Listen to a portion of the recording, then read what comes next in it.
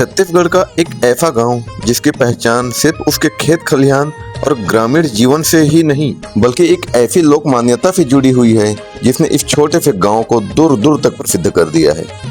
कहते हैं यहाँ आते ही सांप का जहर भी बेअसर हो जाता है। जहाँ नाग पंचमी के अवसर पर भव्य मेला का आयोजन होता है। दोस्तों, मैं हूं जय शुक्ला। चलिए आज आपको लेकर चलते हैं छत्तीसगढ़ के शक्ति जिले में स्थित कैथा गांव में, जहां विराजमान है हमारे बिरतिया बाबा जी। दोस्तों, छत्तीसगढ़ के शक्ति जिले में बसा है कैथा गांव, जहां चारों तरफ हरियाली, खूबसूरत रास्ते और गांव का शांत माहौल इस जगह को अपने आप में बेहद खास बनाता है।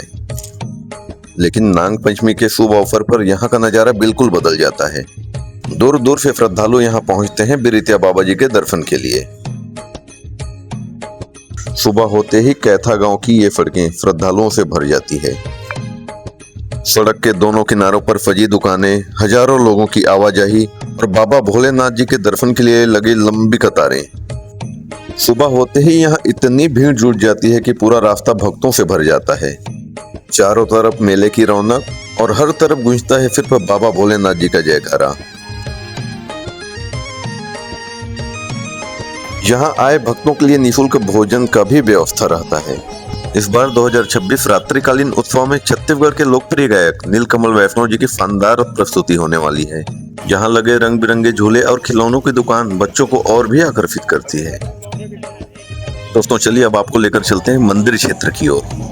रास्ते में नाग देवता को लेकर कुछ सपेरे भी बैठे हुए हैं आज नाग पंचमी के दिन।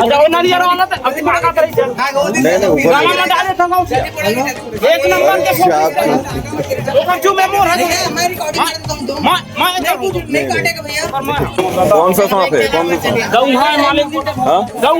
कहाँ पे पकड़े?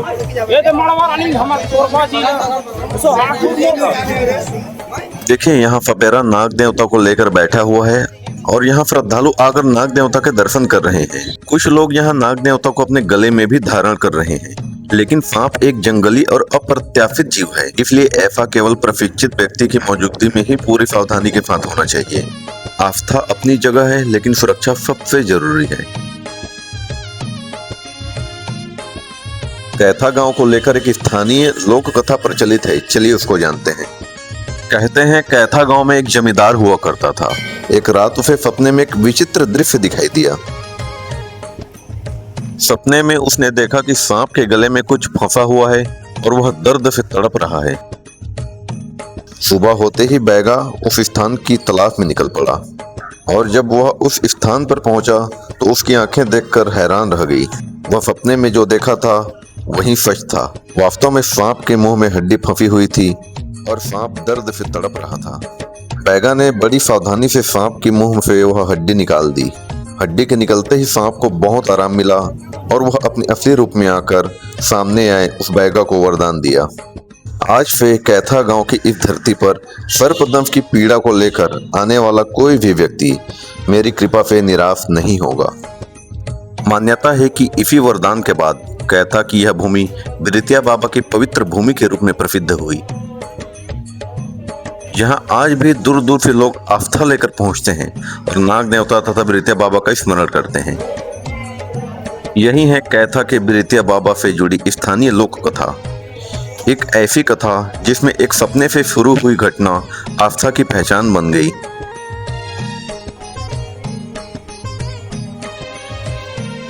प्रत्येक वर्ष नाग पंचमी के दिन यहाँ भव्य मेला लगता है और दूर दूर से लोग यहाँ आते हैं बिरतिया बाबा के दर्शन के लिए।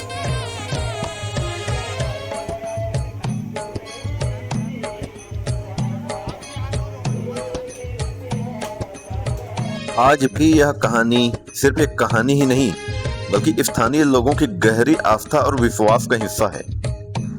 कहते हैं सर्पदंश से पीड़ित व्यक्ति को मंदिर के अंदर जाकर लिटाया जाता है और बाहर से पर्दा बंद कर दिया जाता है।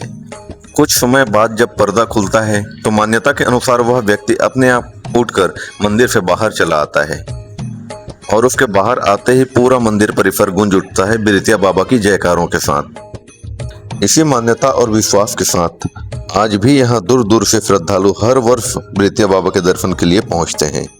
खासकर नाग पंचमी के दिन यहाँ भव्य मेले का आयोजन होता है, जहाँ दूर दूर से लोग आकर बाबा के दर्शन करते हैं और अपनी आस्था अर्पित करते हैं। अगर आप भी इस वर्ष बिरतिया बाबा के दर्शन के लिए आए हैं तो कमेंट बॉक्स में ओम नमः शिवाय जय बिरतिया बाबा की जरूर लिखें।